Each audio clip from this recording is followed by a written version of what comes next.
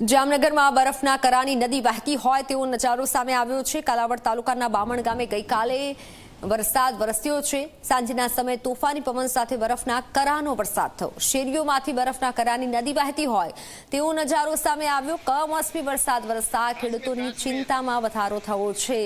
વરસાદ તો નોંધાયો હતો, સાથે કરા પડ્યા હતા। જામનગરમાં કરા સાથે વરસાદ ગઈકાલે નોંધાયો છે।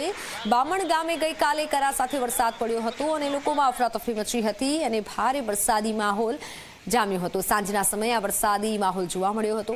શેરીઓમાંથી બરફના કરાની જાણે કે નદી વહેતી હોય તેવા દ્રશ્યો જામનગરથી સામે આવ્યા છે।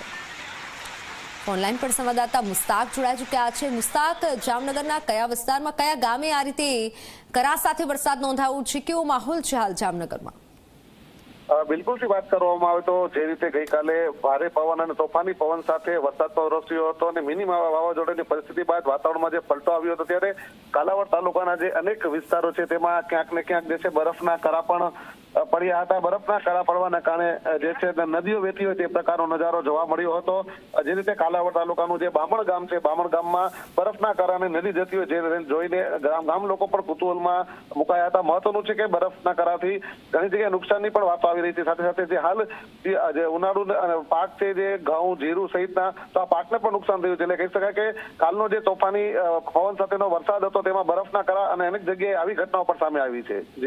જી મુસ્તાક, આભાર માહિતી બદલ।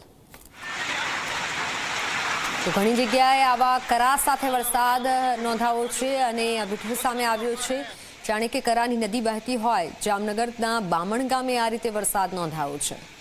કાશ્મીર